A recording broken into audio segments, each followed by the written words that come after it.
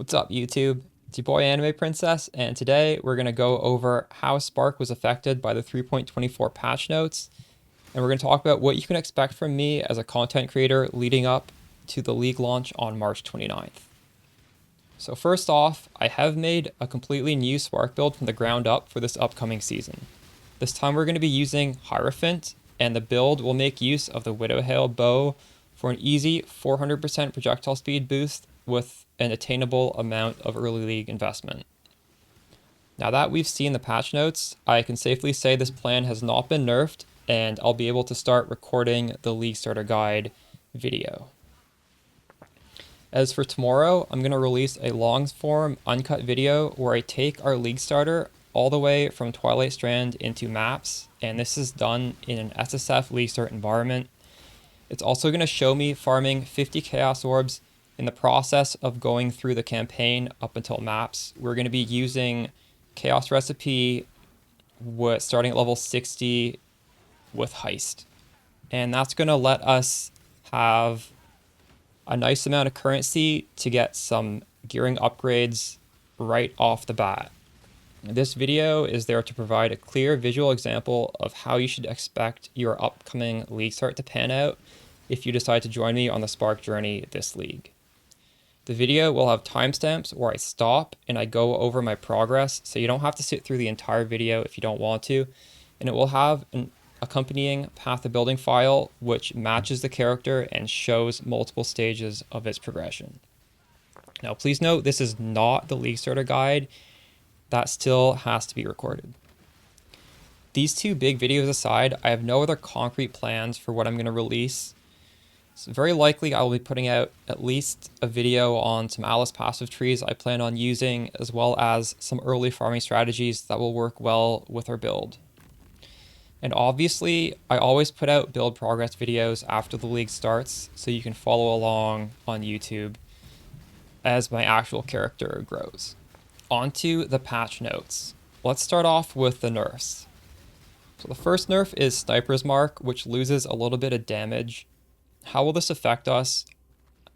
It's still going to be the best option for our mark in the late game as well as when leveling. There's probably a situation where we're early into maps and we've done the crit swap, but we're not yet crit capped. And in that situation, Assassin's Mark is going to be better than Sniper's Mark. But in the really early game and in the min-max state, Sniper's Mark is still very good. It's just slightly less damage. Another nerf I want to talk about is something that affects all spell builds, which is the loss of reduced mana cost craft on utility flasks. This hurts especially the Pathfinder Ascendancy because it would make use of this suffix in order to have a permanent flask that reduces the mana cost. Also, the Trader Keystone would make use of this. And in high budget builds, we would use Mage Blood coupled with this reduced mana cost to lower the cost of stuff, particularly Divine Blessing support with an aura. So that is a big nerf. The build we're putting out is making use of Eldritch Battery with Mind Over Matter, so this is not a nerf for Widowhail Spark. Another flask nerf is the Ellie resistance suffix that was cut from 40% down to 20%. So that's another nerf for, the same three things I talked about. Pathfinder, Trader Keystone, and Mage Blood. Right, so there weren't that many nerfs. They don't really affect us anyways. Moving on to the buffs. The first one is to the Transfigured Spark Gem of Unpredictability, which has better damage effectiveness, as well as greater flat damage built into the gem. How did this affect Spark players? Well, Spark of Unpredictability is a really good gem to hot swap onto your build when you want to do a boss in a really big arena, such as Cyrus, Uber Cyrus, Searing Exarch, Uber Searing Exarch, stuff like that. The way Spark of Unpredictability works is you don't need the Spark Bolts to hit a wall in order for them to change direction. So if you have really low projectile speed, the Spark Bolts will sort of stay on top of the boss and keep hitting over and over again. How does that affect Widowhail Spark? Well, I mean, it's not really, there's no synergy there, but it will affect you as a Spark player even if you do play Widowhail Spark, because if you do want to do one of these massive arenas, you would simply just take off the Widowhail, which is mostly giving us projectile speed and crit multi, and you can put on two singularities, which are really budget scepters that do a lot of damage to something standing close to you.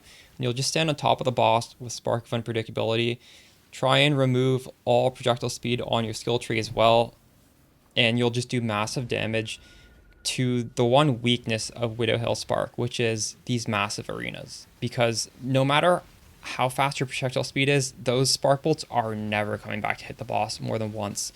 So this is a nice alt tech where it just fixes our weakness, and you know, it's just an easy jump swap.